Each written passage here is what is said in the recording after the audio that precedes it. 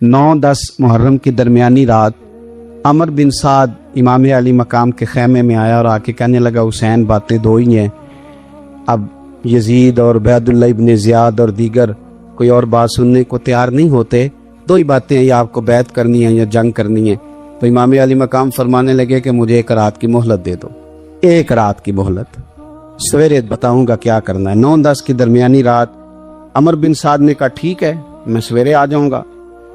तो अमर बिन साद खैमे से बाहर निकला तो हजरत अब्बास बिन अली, हजरत अब्बास रदी अल्लाह ताला अन्हु हाजिर बारगाह हुए तो इमाम अली मकाम से अर्ज करने लगे, भाईजान मुझे पता है सवेरे आपने क्या फैसला करना है और आपको भी पता है सवेरे क्या फैसला करना है। तो ये बदबातन किस्म के लोग हैं, ये सोचेंगे पता नहीं हुसैन कमजोर पड़ गया। अभी बताना था कि हमने बैत नहीं करनी, आपने रात मोहलत क्यों मांगी, ये पता नहीं रात क्या क्या बदगुमानियां सोचेंगे। फैसला तो सवेरे भी वही होना है और अब भी वही होना है कि हम यजीद की बैत करने को तैयार नहीं है, तो आप ये भी बात कर देते। तो इमाम हुसैन फरमाने लगे, अब्बास तेरा क्या ख्याल है, मैंने सोचने के लिए टाइम लिया है, तेरा क्या ख्याल है कि मैंने कोई नए राह तलाश करनी है, कोई मुझे और किसी फौज के पहुंच जाने की उम्मीद है। कहा नहीं, मुझे कुछ भी नहीं करना, ना कुछ सोचना है, फैसला भी वही है जिसका तुझे पता है, लेकिन भाई ये आखिरी रात बची है, कल हुसैन दुनिया से जाएगा, आखिरी रात बची है, दिल करता है कि आज की रात ना मैं रज रज के अपने रब को सजदे करूं, मैं जी भर के उसकी इबादत करूं, ये पेशानी उसके हुजूर नाज झुके। और यार हुसैन इब्ने अली तो एक रात बकायदा बचाए कि मैंने अल्लाह के हुजूर हाजिरी देनी है और तू सारी रातें ज़ाया कर देता है। वतन छोड़ना है हुसैन को। इमाम अली मकाम ने कहा कि हिजरत की थी ना, हुजूर ने भी वतन छोड़ा था। दूर खड़े हैं नाना तेरे करम के खजीने की खैर हो, मैं जा रहा हूं तेरे मदीने की खैर हो। फिर हुसैन इब्ने अली वहां से निकले, बच्चे साथ, डटना पड़ा, भूख प्यास, बच्चों का साथ, फिर बच्चों की शहादतें, ये सारी चीजें इंसान को कमजोर कर देती हैं ना।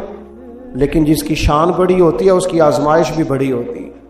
छोटी छोटी बातों से घबरा जाने वाली उम्मत, जरा जरा सी बात पर परेशान हो जाने वाले लोग, लड़खड़ाते कदम, उलझे ख्यालात, बेचैनियां, बेकरारियां, बहते आंसू और हर वक्त मजलूमियत का इजहार करती कौम अगर अपने कदमों पे खड़ा होना चाहती है, उम्मत अगर फिर से उम्मत साजी चाहती है, उम्मत अगर खड़े होके और अल्लाह की अता पर राजी रहकर अपनी जिंदगी गुजारना चाहती है, एक ही फार्मूला है, इस कौम को इमाम हुसैन की सीरत से आगाह कर दो। इस उम्मत को नबी पाक के शानों वाले नवासे की अजमतें बता दो।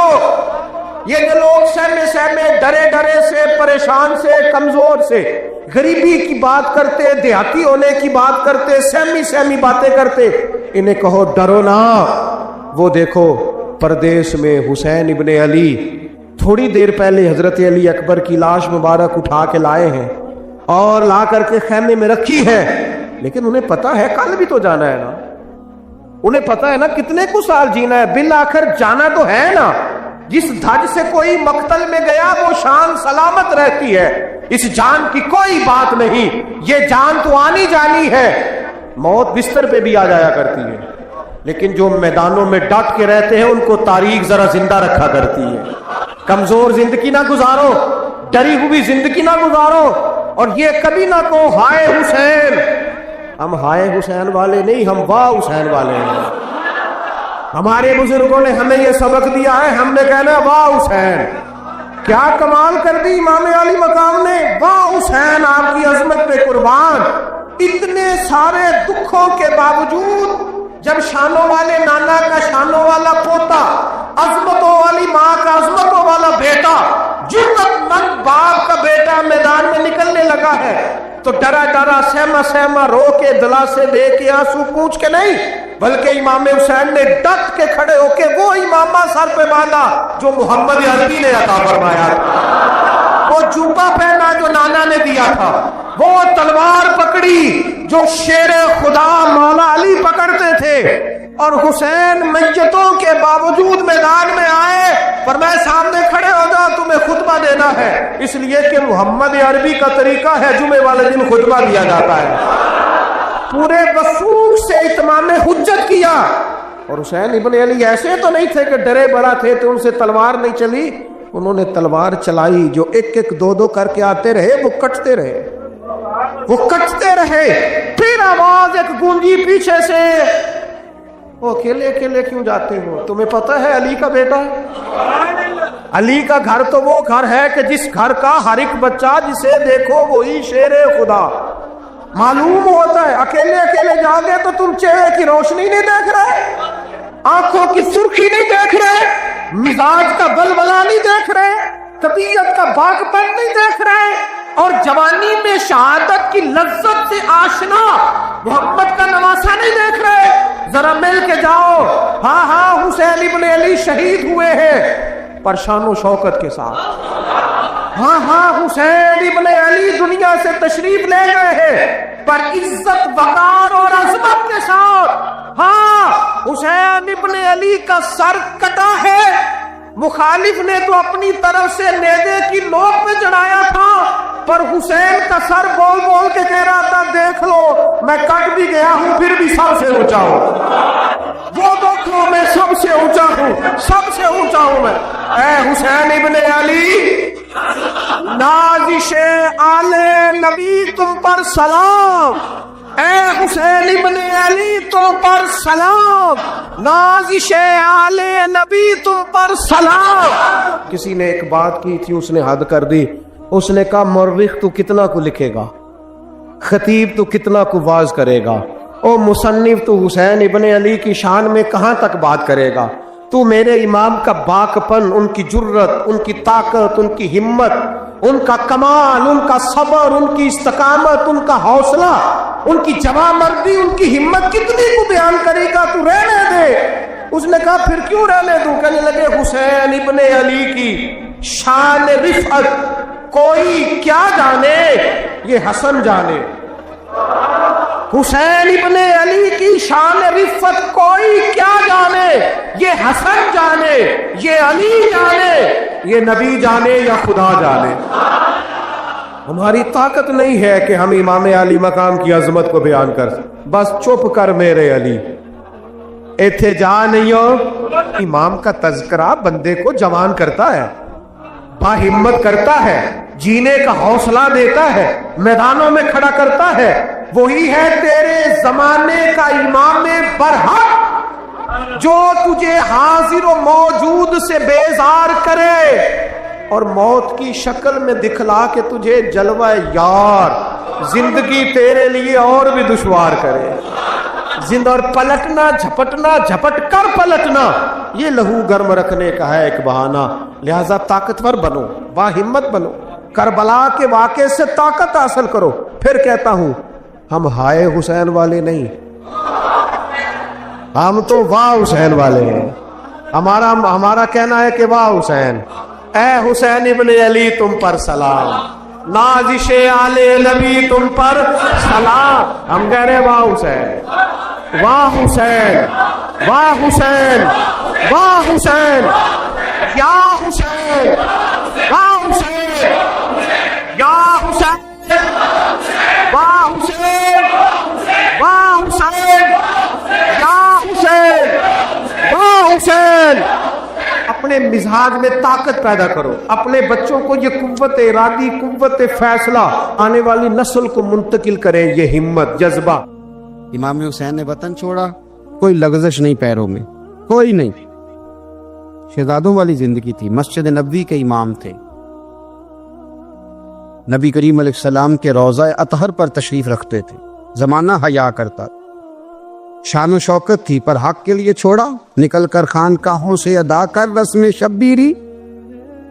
और फिर बड़ा मुश्किल होता है,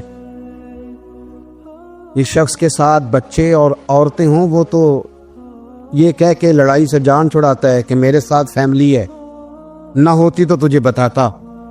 पर इमाम हुसैन को औलाद भी कमज़ोर नहीं कर सकी, औरतों का साथ होना कमज़ोर नहीं कर सका। फिर इमाम अली मकबूक कितना मुश्किल काम है। आज लोग कह नहीं देते कि मैं तो इसलिए गुनाह करता हूँ कि रिश्वत इसलिए ले लेता हूँ कि बच्चे छोटे हैं। 10 दिनों की कमो बेच सफर, 3 दिनों की भूख और प्यास, पर हक के रास्ते में इमाम हुसैन को कोई चीज कमजोर नहीं कर सकी। और फिर वो जितनी बातें लोग कह सकते थे वो सारी कहीं गई, सारी। और आके अर्ज करने लगा, हुजूर ये कोई मामूली दुश्मन नहीं, ये वो जालिम है जो लाशों पे भी घोड़े दौड़ा देते। तो इमाम अली मकाम फरमाने लगे, जो शहादत का जज्बा लेके निकले वो फिर अंजाम नहीं देखा करता। वो अंजाम, वो जितनी चीजें जो इस्तकामत के रास्ते में आ सकती हैं वो सारी चीजें रास्ते में आई, पर इमाम अली मकाम ने किसी चीज की परवाह नहीं की। आज का मसला ये है कि आज लोगों में इस्तकामत नहीं है। रात को कुछ होते हैं, सवेरे कुछ होते हैं, दोपहर को कुछ होते हैं, शाम को कुछ होते हैं। हमारा कल अंदाजे तकल्लुम कुछ और होता है, सुबह कुछ और होता है।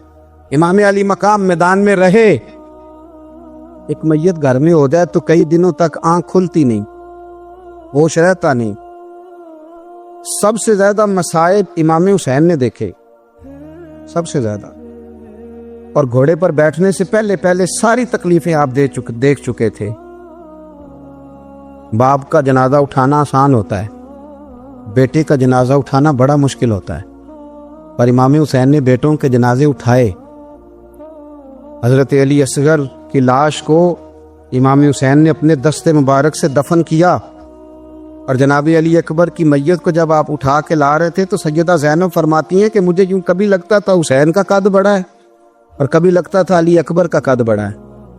और फरमाती हैं कि फिर हजरत कासिम बिन हसन को भी वो उठा के लाए और जनाब अब्बास के वजूद से अलग होने वाले बाजू उन्होंने ला के हजरत अब्बास के वजूद के साथ भी रखे। उन्होंने ये सारा मंजर देखा। लेकिन जब हुसैन इब्न अली अपनी दफा घोड़े पे सवार हुए तो लगता ये था कि इनसे ज्यादा बहादुर कोई नहीं।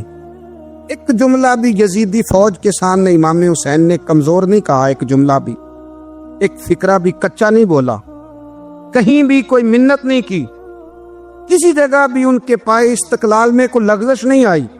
जब लोगों को पता चल जाए कि अब सामने मौत ही मौत है, सिवाय उसके चारा कुछ भी नहीं, तो बहुत सारी रुखसत और इजाजत तो दीन भी देता है। पर इमाम हुसैन किसी जगह किसी रुखसत पर अमल करते नजर नहीं आते। डट के बात की, डट के। और फिर जब मैदान में निकले, अल्लाह अकबर, तो इब्ने साद कहने लगा कि अगर दो दो करके एक एक करके जाओगे तो ये 45,000 का लश्कर सारा हुसैन काट डालेगा। यक बारगी हमला करोगे तो बात। इतनी इस्तकामत, इतना। आज तो लोग डिप्रेशन के मरीज हैं, आज तो लोग टेंशन के मरीज हैं। हर दूसरी बात में लोग कहते हैं वो बड़ा, पर किस बात से? मतलब क्या आपने जिंदगी में सिर्फ जॉब नहीं मिल रही, सिर्फ बीमारी आ गई, सिर्फ खर्चा नहीं घर में, मैं बड़ा, किस बात का डिप्रेशन? इमाम हुसैन की जिंदगी बतलाती है। वो लोग भी कोई दुनिया में कमाल हासिल कर सकते हैं जो छोटी छोटी बात पे रोते हैं। माल भी है, जवानी भी है, घर भी है, मकान भी है, बच्चे भी हैं, इज्जत भी है, सिर्फ पैसे नहीं। और इंसान है कि आंखें नहीं खुल रही, वो समझते हमें किसी काम का ही, फकत पैसे नहीं बस। ओ खुदा के बंदो, इमाम अली मकाम ने फरमाया सारा कुछ लुटा के भी जो मैदान में खड़ा रहे उसे हुसैन इब्ने अली कहा जाता है, उसे हुसैन इब्ने अली कहा जाता है। हुसैन इब्ने अली की शान रिफत कोई क्या जाने, हसन जाने, अली जाने, नबी जाने, खुदा जाने, कौन जाने इमाम अली मकाम का मेयार। तो इमाम हुसैन रदी अल्लाह ताला अन्हु की जिंदगी हमें बताती है कि ज़ौक़ वाली इबादत करो। इमाम हुसैन की जिंदगी हमें बताती है कि जब तुम सखावत करो तो फिर अपनी हैसियत से बढ़कर करो। और इमाम हुसैन की जिंदगी हमें बताती है कि दिल में किसी के लिए कोई बात ना रखो, सुलह करने में पहल करो, मोहब्बतें करने में आगे बढ़ो। और इमाम हुसैन की जिंदगी हमें बतलाती है कि जब दुनिया में तुमने कुछ करना है तो फिर डटना भी सीखो, फिर खड़े होना भी सीखो। ये ना देखो कि हालात, इमाम हुसैन ने एक दिन भी हुकूमत नहीं की, यजीद ने 4.5 साल की, लेकिन क़यामत तक दिलों पे हुकूमत इमाम हुसैन की रहेगी, इमाम हुसैन की रहेगी, इसलिए कि उनमें इस्तकामत थी। इमाम हुसैन के साथ उस वक़्त 72 लोग थे, लेकिन आज कायनात का जर्रा जर्रा इमाम हुसैन के साथ है। मैं अक्सर गुजारिश करता हूँ दोस्तों से, मैं कहता हूँ करबला का वाकया कोई हादसाती नहीं है, इसके पीछे पूरी एक लॉजिक है, इसके पीछे पूरा एक फलसफा है। ऐसे ही कोई आदमी 3 दिन भूखा प्यासा रह सकता है। किसी आदमी को सुबह उसने खाना खाया और शाम तक खाना ना मिले तो टांगे कांपती हैं, رمضان المبارک میں عبادت کی نیت سے روزہ رکھنے والے بھی شام کو بڑے پریشان ہو جاتے، اور مسلسل 3 دن کھانا نہ کھایا جائے اور پانی نہ پیا جائے، اور حال یہ ہے کہ وہی آدمی تلوار لے کے میدان میں نکلے اور اس کی حالت یہ ہو کہ لوگ اس کے آگے دوڑنا شروع کر دیں۔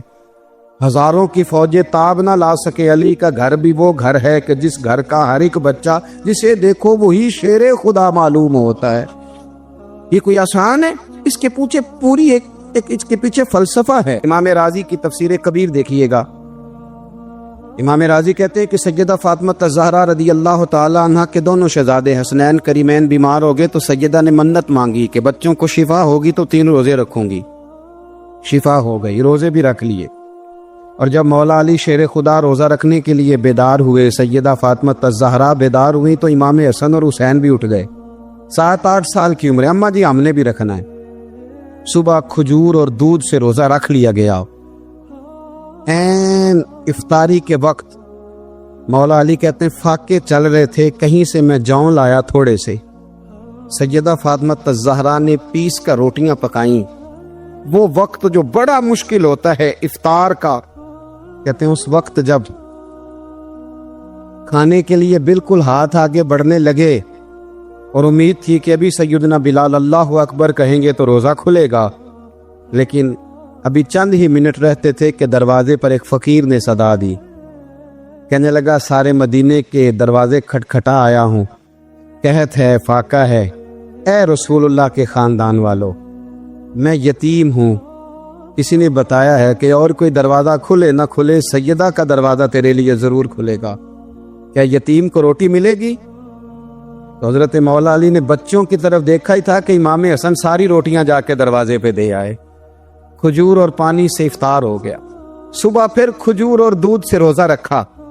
امام راضی کہتے ہیں این وہ وقت جب افطار کا ٹائم آیا تو پھر دروازے پہ کسی نے صدا دی، کہا رسول اللہ کے خاندان والوں میں مسکین ہوں، رات سے روٹی کھائی ہے، نہ صبح کھا سکا نہ دوپہر، کسی نے بتایا ہے کہ اس دروازے سے خالی کوئی نہیں جاتا۔ امام حسن نے پھر سارا لنگر اٹھایا اور پھر جا کے دے دیا۔ تیسرا دن پھر ہوا۔ مجھے لگتا ہے کہ جب افطار کا ٹائم آیا ہوگا نا تو یہ خود ہی سارے دروازے پہ دیکھتے ہوں گے، یہ کوئی آیا نہیں لینے والا ابھی تک۔ لگتا ہے کہ نظریں دروازے پہ تھیں۔ این افطار کے وقت 3 روٹیاں جب جاؤں کی پک کے آئی، ایک بھکاری نے صدا دی، کہنے لگا میں قیدی ہوں، آج ہی قید سے رہائی ملی ہے، پہلے دن کسی کے دروازے پہ صدا ملی ہے، دی ہے، روٹی ملے گی؟ امام حسن وہ کھانا دے کے واپس لوٹے۔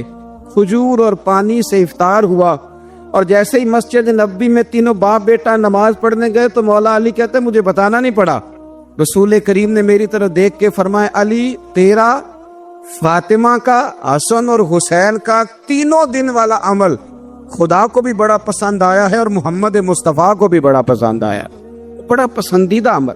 میں کہتا ہوں کہ حضرت فاطمہ نے نا ان کی تربیت پہلے ہی کر دی تھی، 3 دن بغیر افطار کے روزہ رکھنے کی، وہ ٹریننگ گھر سے ہو چکی تھی۔ اب میدان کربلا میں 3 دن بھوکا پیاسا رہنا ان کے لیے مشکل نہیں تھا، وہ تو ان بچوں کے لیے مشکل ہوتا ہے جو کھانا دیر سے پکنے سے برتن توڑنے شروع کر دیتے۔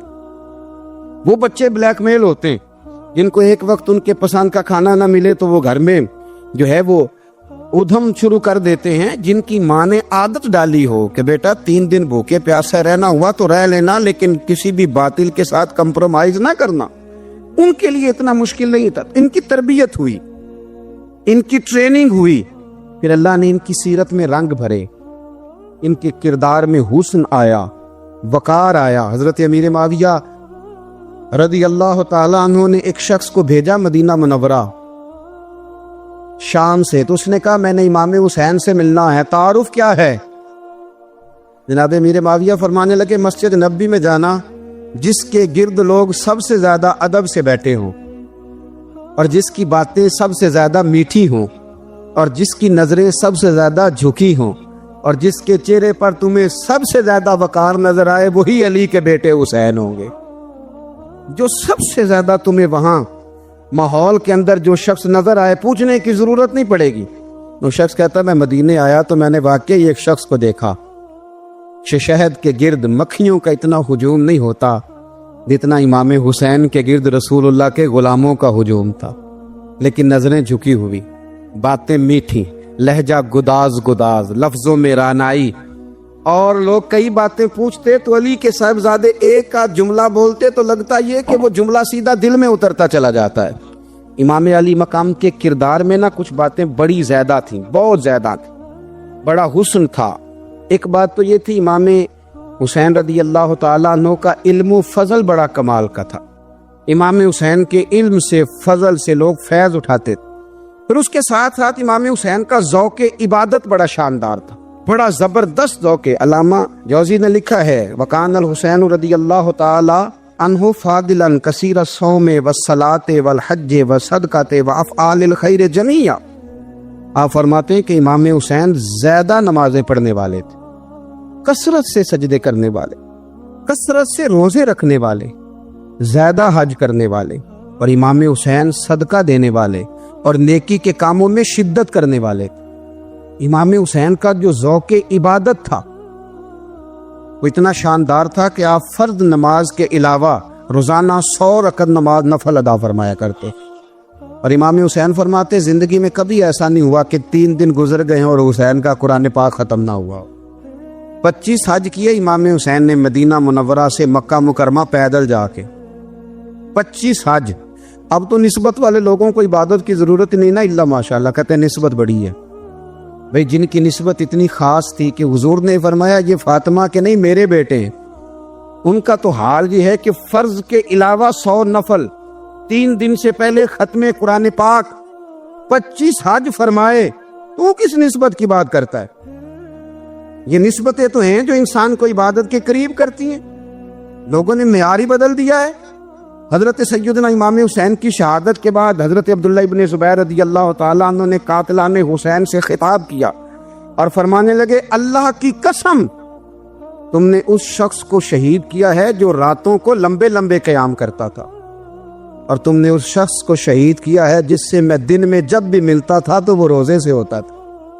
تم نے اس شخص کو شہید کیا جو قائم اللیل تھا، صائم الدہر تھا، اس شخص کو تم نے شہید کیا۔ آپ کو پتہ ہے کہ میدان کربلا میں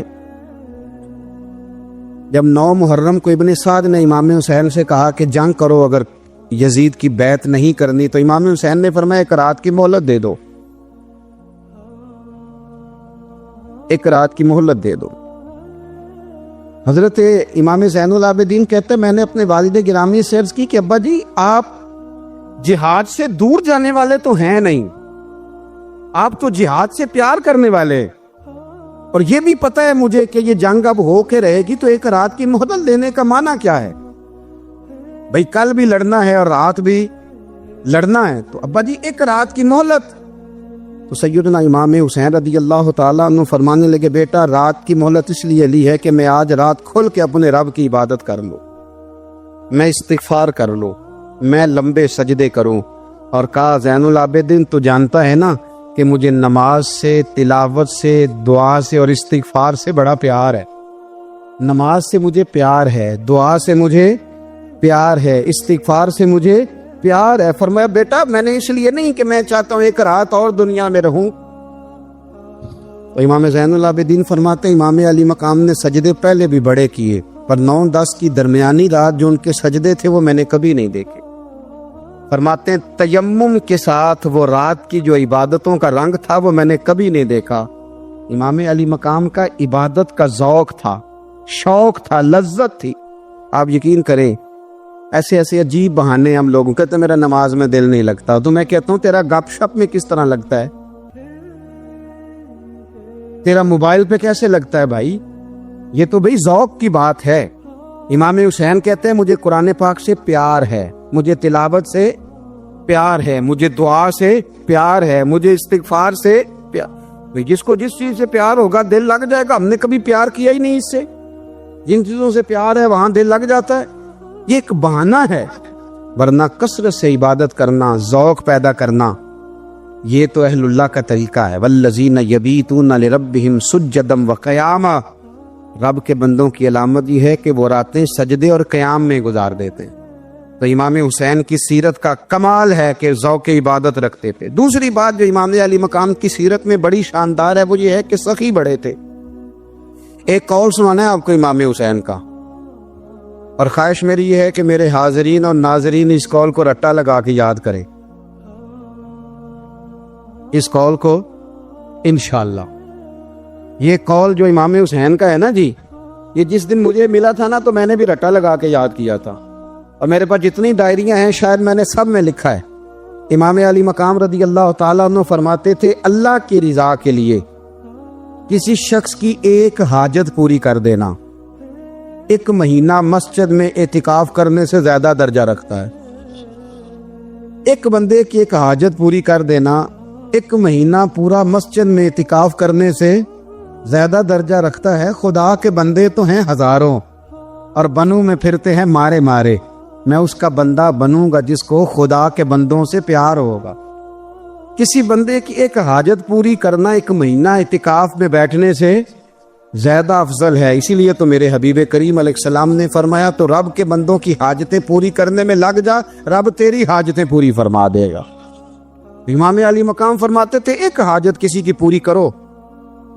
حضرت جناب سیدہ زینب بنت ابی رافع کہتی ہیں کہ سیدہ فاطمہ الزہرا ایک دن اپنے دونوں شہزادوں کو لے کے، جب حضور کی طبیعت مبارک بظاہر علیل تھی جس میں حضور کا وصال ہوا، دونوں شہزادے لے کے سیدہ فاطمہ نبی کریم کی بارگاہ میں گئی، کہنے لگی یا رسول اللہ میرے بچوں کو کچھ دیجئے۔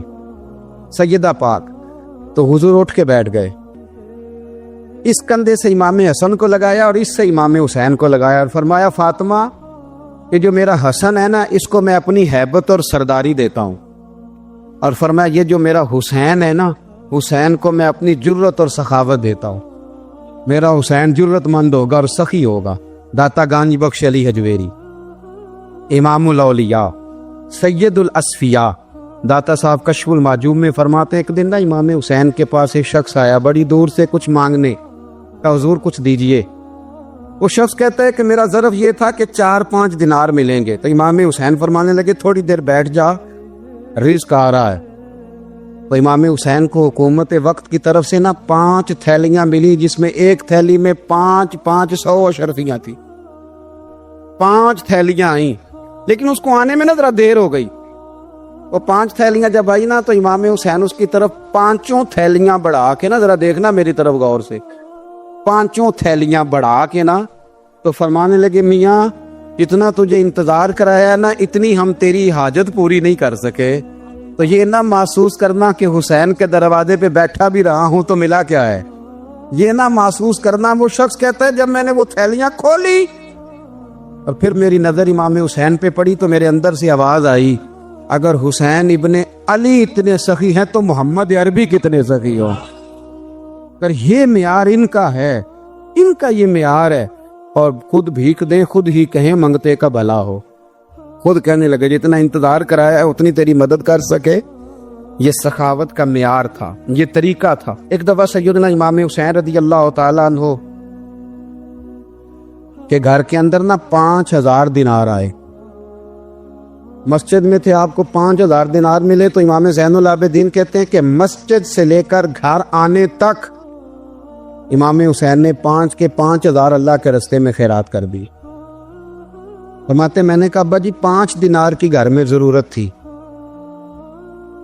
مالاں والے سخی نہیں ہوندے تے سخیاں کل مال نہیں ہوندا، ایتھے اوتھے دوویں جہانی سخی کنگال نہیں ہوندا۔ کہا ابا جی 5 دینار کی گھر میں ضرورت تھی، تو کہتے ہیں مجھے فرمانے لگے بیٹا یہ جن کو میں نے دیا ہے نا یہ گھر کے لیے ہی دیا ہے، یہ گھر کے لیے ہی دیا ہے، جن کو دیا ہے تمہارا کیا خیال ہے یہ باہر خرچ ہوا ہے، یہ گھر کے لیے ہی ہے۔ اس لیے کہ جب انسان دوسروں پر شفقت کرتا ہے تو اللہ اس کے گھر پہ رحمت فرماتا ہے۔ امام حسین کی مزاج میں پہلی بات میں نے ذوق عبادت کی عرض کی، دوسری بات عرض کر رہا ہوں کہ صحابہ حضرت اسامہ بن زید بڑے پیارے ہیں میرے نبی کریم کے، بڑے پیارے۔ حضرت اسامہ بن زید کے بارے میں سیدہ عائشہ صدیقہ فرماتی ہیں ان کے ناک سے اگر ریٹھ نکلتی تھی تو اللہ کے رسول اپنے دستے مبارک سے صاف کر دیتے تھے، اور سرکار فرماتے تھے کہ اگر اسامہ لڑکی ہوتا نا، ان کے غلام کے بیٹے تھے حضرت زید بن عامر، اگر یہ لڑکی ہوتا میں اسے زیور پہناتا۔ بڑے پیارے تھے، لیکن جب ان کا آخری وقت آیا نا تو 60,000 دینار کا قرضہ تھا. رشتہ داروں سے کہا، دوستوں سے کہا، یاروں سے کہا. پڑھیے لا الہ الا اللہ ہو لا الہ الا اللہ. کسی نے پوچھا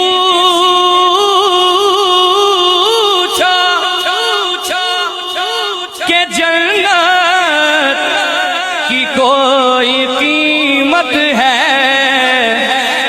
تو مصطفیٰ نے کہا لا الہ الا اللہ ہو لا الہ الا اللہ حق لا الہ الا